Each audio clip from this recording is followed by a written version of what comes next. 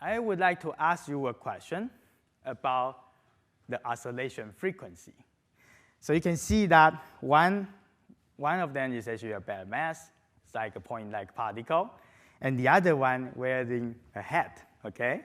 What is going to happen is that this Mexican hat is going to be trying to push the air away, right? Then you may think, okay, this Mexican thing is not really very important. Therefore, the oscillation frequency may be the same, right?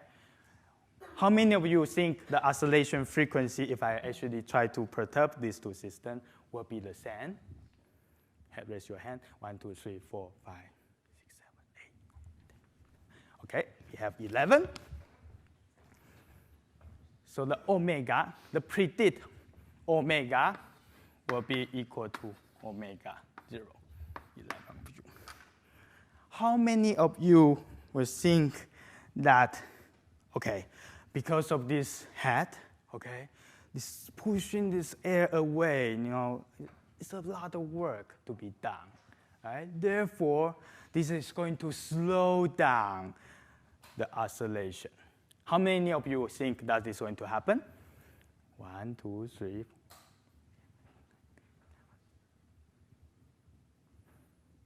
Okay, 17.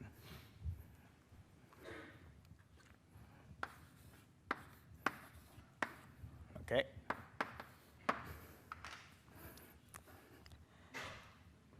It may happen to you that you think this idea of wearing a hat is really fashionable. Therefore, it got really exciting and it oscillates faster. Can that happen? How many of you actually think that is going to happen? Okay. 1. You think so? 2. Very good. We have 2. What do you think? What are the rest? So only 30 of you actually think that is going to happen. Okay. All the rest of the class think that this is going to disappear to the moon. Okay. So that is actually the opinion, and we have completed the poll. And what we are going to do is that we are going to solve this system and see what is going to happen. And we will do the experiment in front of you. Okay? All right. So that's very nice. So now we have this equation of motion. And now I will pretend that I'm from the math department for a bit and help you guide you through the solution. So now I can use this trick. Okay, the theta, I can actually say theta is actually the real part of the z is a complex function. And as we learned before, z, t, and I assume that to be exponential I alpha t.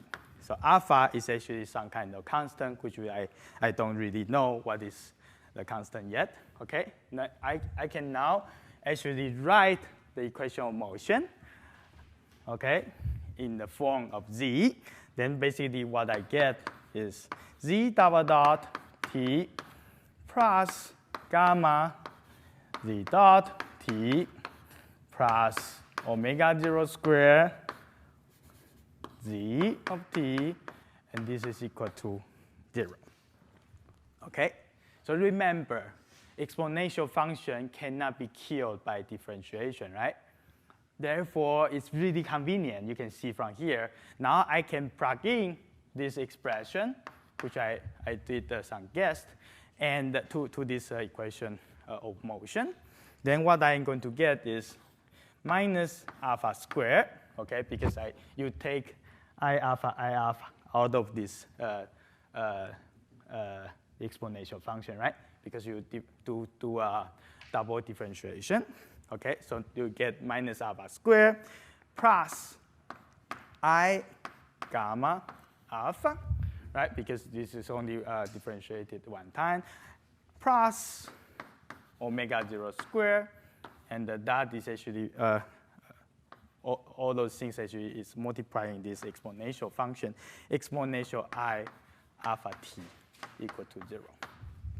Okay, so we will write this expression. that is very nice. And we also know that this expression is going to be valid all the time. No matter what t you put in, it should be valid, right? Because this is the equation of motion. And we hope that this solution will survive this test, right? Okay. So I can easily conclude that this one is actually not equal to 0. Okay, it can be some value, non-zero. So what is actually equal to 0? This first term is actually equal to 0. Okay? Therefore, I can now solve this equation, minus alpha squared plus I gamma alpha plus omega 0 squared equal to 0. I can solve it. Okay? If I do that, then I will get alpha is equal to I gamma plus minus square root of 4 omega 0 squared minus gamma squared divided by 2. This is actually a second order polynomial, and you can actually, that is actually equal to 0. Therefore, you can actually solve it easily. And this is actually the solution. And I can write it down in a slightly different form.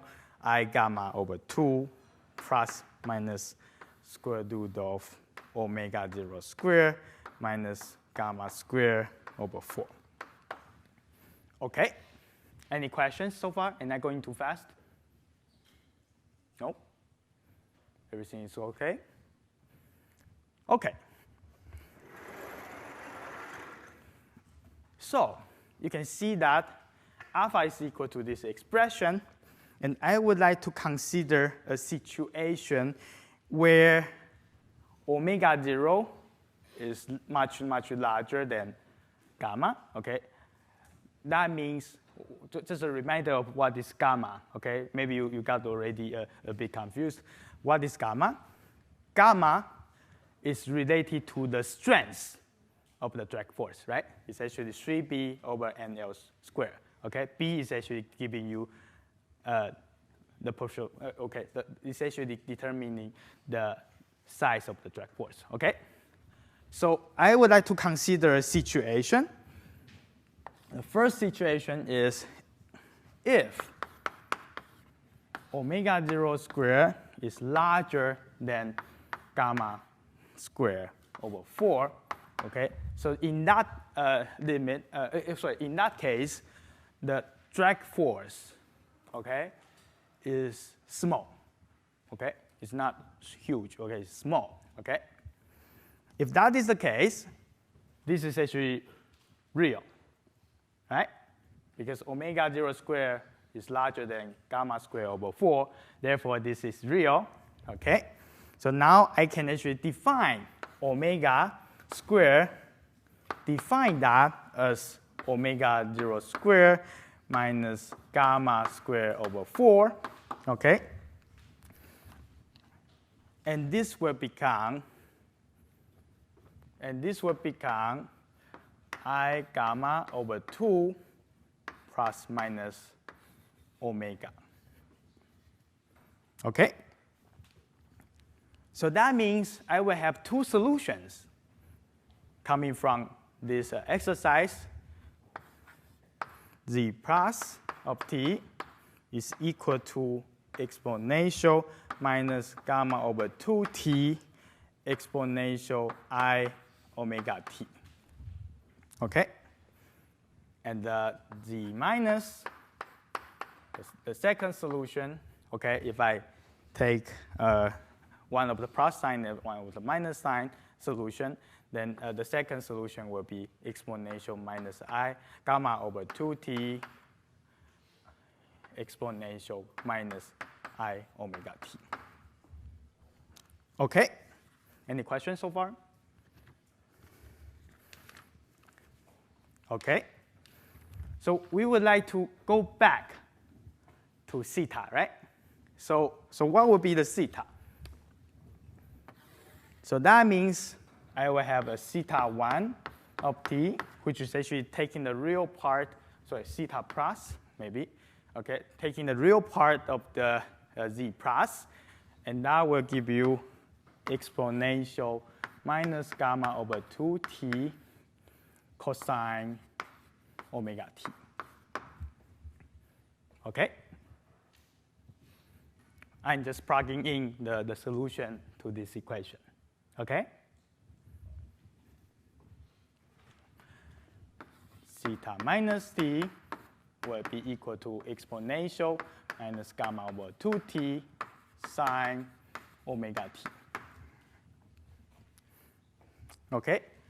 Finally, the full solution of theta of t will be a linear combination of these two solutions, right? Therefore, you will get theta of t equal to exponential minus gamma over 2t. A is some kind of constant times cosine omega t plus b sine omega t. Okay? And of course, from the last time, actually we know that this can also be written as A cosine omega t plus phi. Okay? Any questions so far? Okay. Very good. So we have actually already solved this equation, and of course, we can actually plug this back into this equation of motion. And you will see that it really works. And I'm not going to do that now, but you can actually go back home and check. And if you believe me, it works. And also at the same time, it got two undetermined constants. Since this is a second order differential equation, therefore, this thing actually works, have two arbitrary constants. Therefore, that is actually the one and the only one solution in the universe which satisfies the equation of motion, or satisfy that differential equation. Okay? So this thing actually have geometrical consequence. The first thing which we learn is that as a function of time, what is going to happen? Okay? The amplitude is now becoming exponential minus gamma over 2t times a. This is actually the amplitude. The amplitude is decreasing exponentially. So that is actually the first prediction coming from this exercise. Okay? The second prediction is that this thing is still oscillating because it got the cosine omega t plus phi there. You see? So the resulting motion is going to be like going up and down, and get tired. Therefore, the amplitude becomes smaller and smaller and smaller. But it's never zero. Right? It's never zero. Okay? It's actually going to be oscillating down.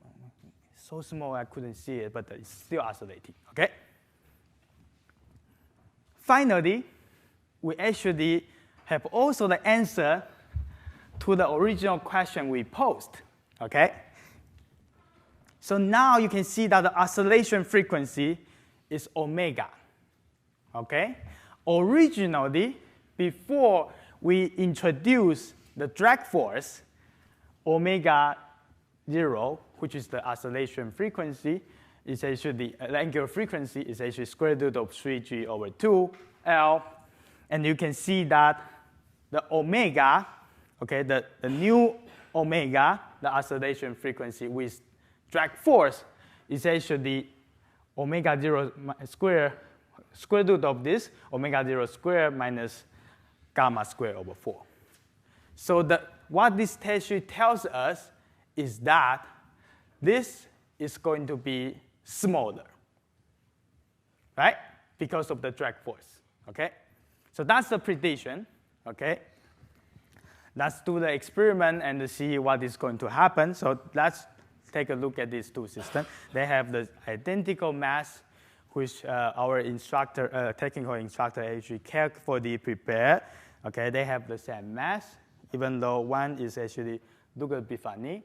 The other one looks normal, okay? Now what I'm going to do is to really try and see which one is actually oscillating faster, okay? So let's see. I release them at the same time.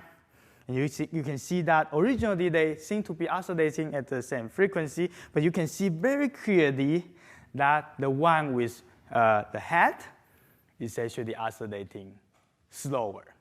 Okay, so you can see that 17 of you actually have the correct got the correct answer. And the most important thing is that you can see that this simple math actually describe and predict what is going to happen in my little experiment. So that is actually really cool. And I think it's time to take a little break, and then we will come back and look at other solutions. And of course, you are welcome to come to the front to play with those demonstrations.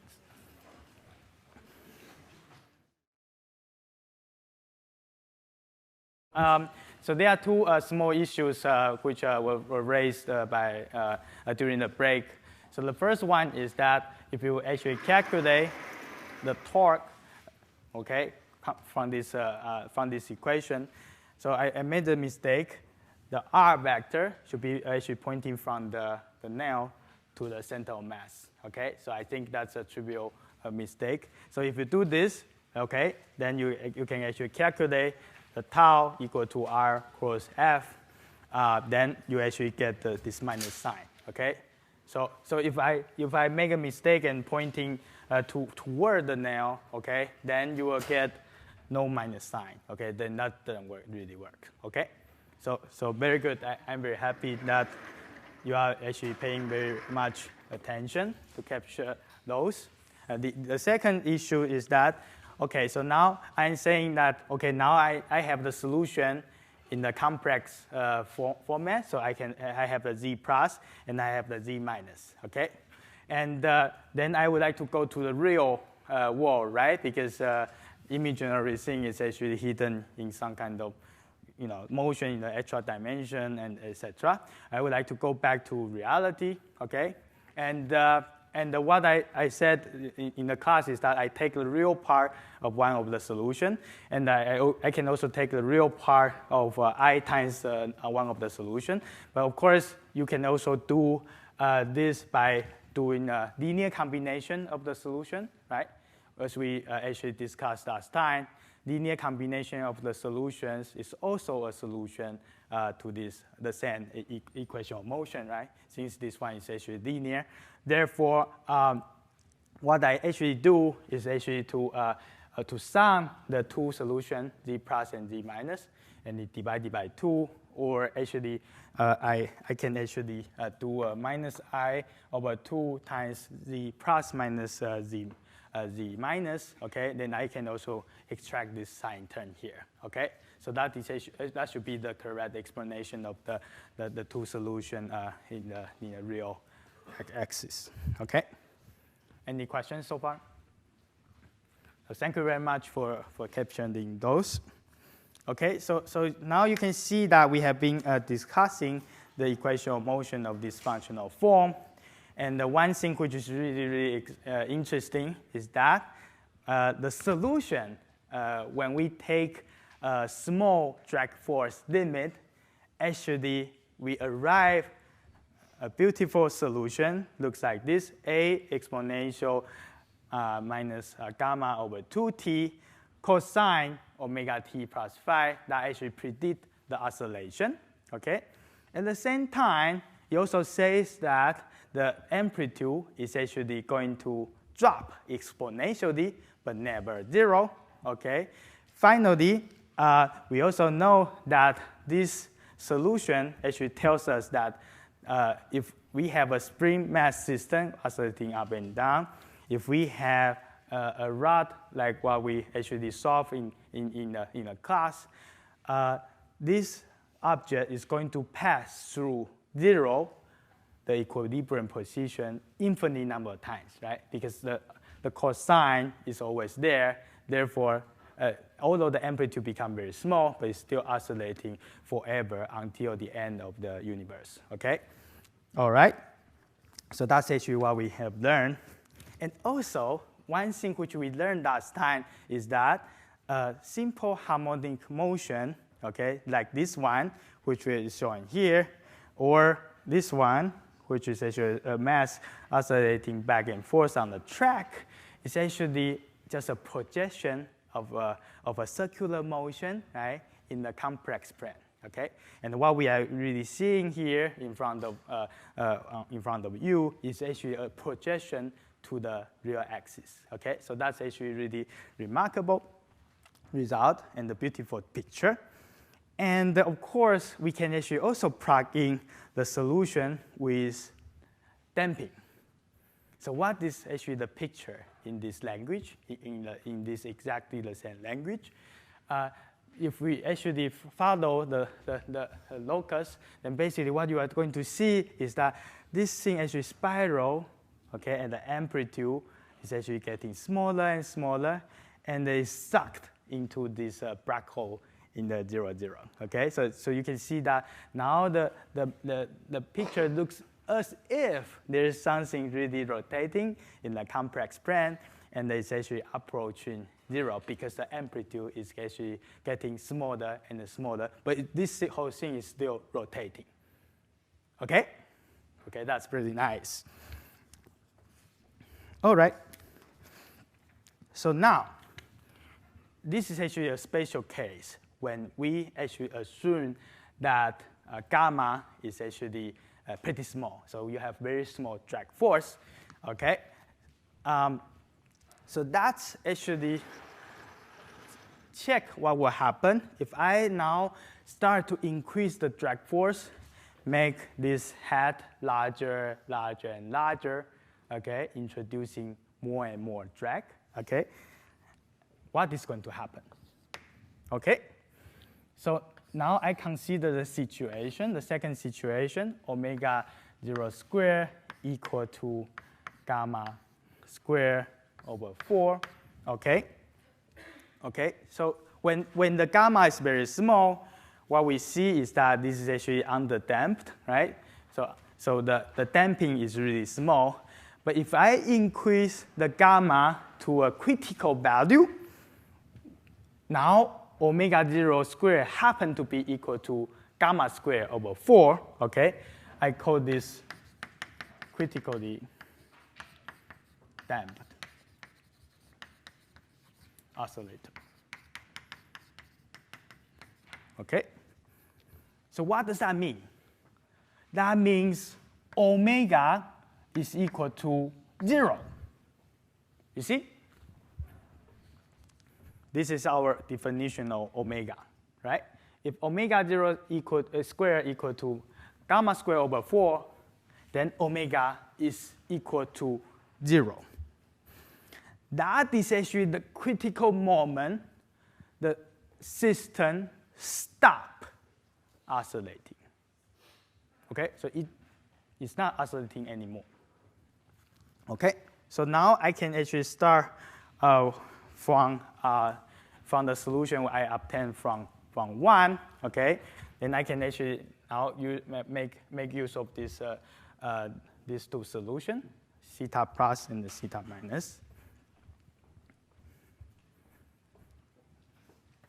Theta plus t will be equal to exponential minus gamma over 2t cosine omega t. When omega goes to 0, okay, what is going to happen is that this is actually becoming which value? Anybody know? If omega is 0, what is going to happen? 1, yeah, okay, 1, right? So that will give me exponential minus gamma over 2t. Theta minus t. Okay, I can do the same trick and see what will happen. So I take theta minus t, okay, which is actually obtained from the exercise number 1 when we discuss on the damped system. Then you get exponential minus gamma over 2t sine omega t. When omega goes to 0, actually I get 0 this time, okay? So that doesn't really work, right? Because if I have a solution which is 0, then it's not describing anything, right? I can always add 0 to the solution, but that doesn't help you, okay? So instead of taking the limit of this function, actually we choose to actually do theta minus t divided by omega, and then we actually make this approaching omega approaching 0. Then basically I get exponential minus gamma over 2t sine omega t divided by omega. Okay, if I have this approaching omega approaching to 0, and this is actually roughly just exponential minus gamma over 2t omega t omega, and this is actually giving you t times exponential minus gamma over 2t. Any questions so far? Oh, yes. Completely unrelated, but is that a negative sign in front of the theta minus t for the negative half? This one? Yeah. Yeah. So actually, okay. Yeah. In front of the half, is that a negative sign? Yes, this is a negative sign. Yes. Okay. Any other questions? Okay. So you can see that now I arrive two solutions. One is actually proportional to exponential minus gamma over 2t. The other one is actually proportional to t times exponential minus gamma over 2t. Okay? So you can see that the cosine or sine term disappeared. Right? So that means it will never oscillate. Okay? So this is actually what we see in this slide. This is so-called critically damped. Okay, when actually omega 0 square is equal to gamma square over 4. And you can see that what is going to happen is that this mass, okay, or this rod is going to pass 0 only one time at most. Okay? And it could actually never pass 0 if you actually set up the initial condition correctly. Okay, so one thing which I can do is I really shoot this mass really very forcefully so that I have a very large initial velocity. And what it actually is going to do, like the right-hand side diagram, is that, you will overshoot the 0 a bit, then goes back, almost like exponentially. Okay, so at most, you can only pass through 0 one time if you do this kind of initial condition, okay? So that is actually pretty interesting, and there are practical application of this function, this solution actually. So for example, we have the door closed, right? So it's also here, right? The door closed, you would like to have the door go back to the original closed mode. The position of equilibrium position is really fast, okay? So what you can do is really design this door course so that it should actually match with the critical damped situation, okay, condition, so that actually you will go back to 0 really quick, okay? Any questions? Okay, so now what we could do is that instead of having a very small drag force or say a slightly larger drag force so that actually reach critical damped situation, what we could do is that we put the whole system into water, right? Then the drag force will be very big, okay? And we would like to see what is going to happen, okay? So in this case is the third situation, okay? The third situation is that omega 0 square is actually smaller than gamma square over 4. So you have huge drag force, Okay?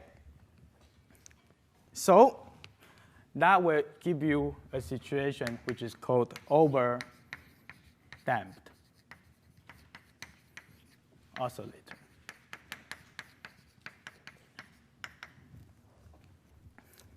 Now I have, again, alpha is equal to I gamma over 2, okay, plus minus square root of omega 0 square minus gamma square over 4, right? I'm just copying from here, okay? And that will be equal to I can take out the I, okay? Gamma over 2 plus minus square root of gamma square over 4 minus omega 0 square.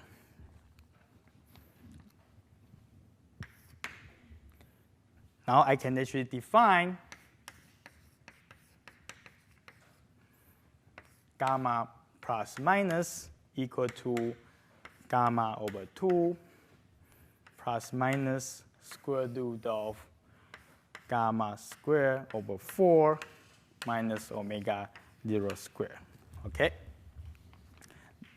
Then basically the solution, okay, this is actually, now I already have the solution. So basically the two solutions will be looking like this. Theta of t will be equal to a plus some kind of constant, exponential minus gamma plus t, plus a minus exponential minus gamma minus t. Okay? Because this is actually becoming already, okay, so alpha is actually I times gamma plus minus, right?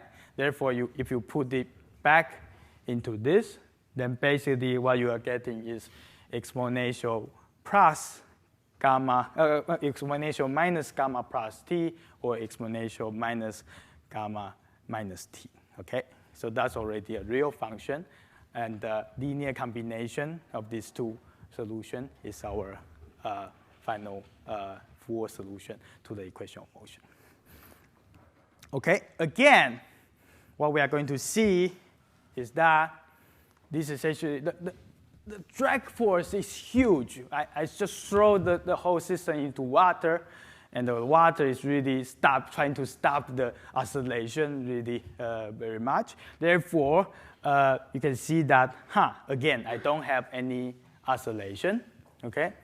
If I'm very, very strong, I really start this thing, really start the initial velocity or initial angular velocity really high. I actually give huge amount of energy into this system. Then at most, again, I can actually have that system to pass through the equilibrium position only one time. Then this system will slowly recover, okay? Because the gamma, because of the exponential function we see here, the amplitude is going to be decaying exponentially. Okay? Any questions? So that's actually do a quick demonstration here. Okay, so here, this is actually the original little ball here, metal one, which is actually, you can see that this is actually going to go back and forth really nicely. And you can see that because of the friction, okay, actually the amplitude is becoming smaller and smaller, okay? So that actually match with this situation, right? So it's actually under-damped situation. This ball is going to, in an idealized situation, is going to go through zero infinite number of times, okay? So now what I'm going to do is that I change this ball to something which is different, okay? This is actually made of a magnet, okay? And let's see what is going to happen. So now you can see that because this is actually made of magnet, therefore the drag force will be colossal, will be very, very big. And let's see what will happen. You see that the drag force is huge. Therefore, you see, I put it here so that it has big initial velocity. It only passed through 0 once, right? Of course, now it's actually approaching the 0 really, really slowly, exponentially, but it's not 0, okay? So it only passes through the 0. If you predict the mass only once, okay? Just to show that this is a real deal, okay? No, boom, right?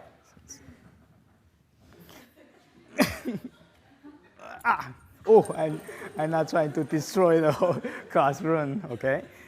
Okay, so you can actually play with this after we finish the lecture, okay? I would like to ask you a question. After we learn this from this lecture, okay, there are 3 situations: underdamped, critically damped, and overdamped, okay? I would like to ask you 2 questions. The first one is through this demonstration, okay? So now I have a system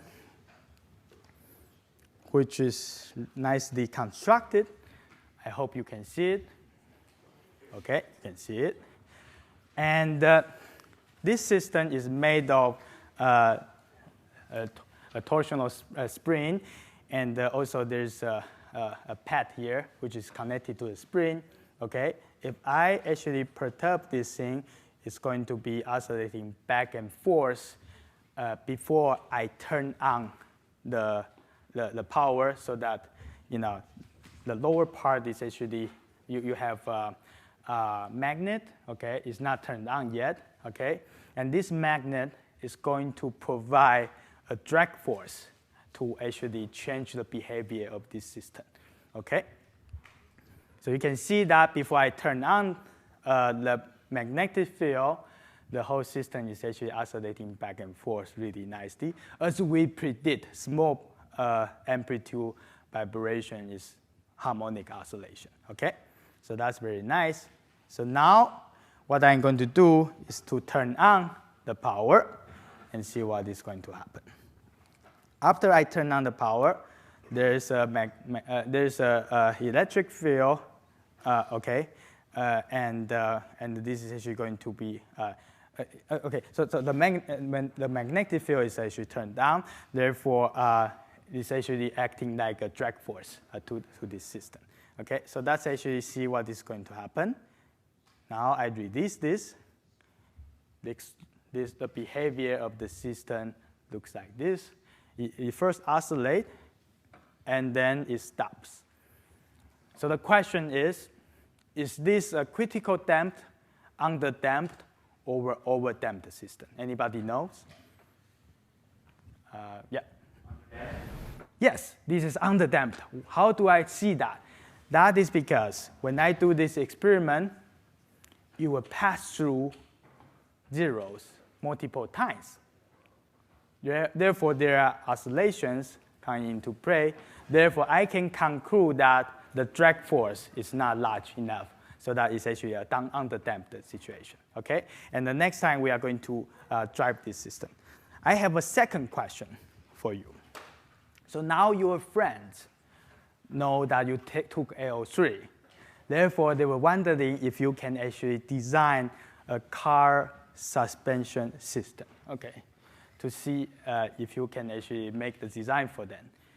When you design this car, which condition will you consider to set up the car?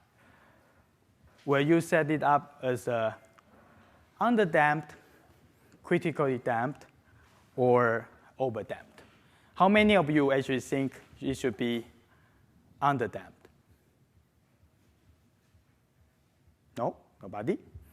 How many of you actually think it should be overdamped? 1, 2, 3, 4. Okay.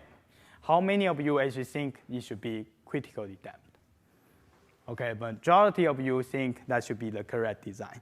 So, if you have the car designed as an underdamped situation, then when you drive the car, you are going to have very funny style. You are going to have this. Yeah, this is the style. So the car is going to be oscillating all the time, okay? Because it's going to be there and it's really damping really slowly, okay? If you design that to be over-damped, it will become very bumpy, right? So let's take a limit of infinitely large drag force constant, okay? Then it's like when you hit some bump, it doesn't really help you to reduce the amplitude, okay? So the correct answer is you will give the advice that you will do it critically damped, okay? So before we end the section today, I would like to pose a question to you. The first, the thing which we have learned from simple harmonic motion is that the energy is conserved in the simple harmonic motion. Okay, I have the Fs, the spring force, proportional to minus k times x, and the energy is conserved. Okay, but if I add the drag force in the form of minus b times v, energy is not conserved, right? So you can see that it was actually oscillating, now it's not oscillating, right? This thing is stopped oscillating, okay? Why is that the case? Mathematically, okay? We know what is happening physically, because in this physical system, because, okay, this Mexican hat is trying to push the air away. So what is going to happen is that it's transferring the energy from this system to the molecules of the air, okay? So it's accelerating the air, so the energy goes away. But why the mathematical form looks so similar and it does different things? And think about it, and I'm not going to talk about the answer today. And thank you very much, and we will continue next time to see what we can learn if I start to drive the oscillator.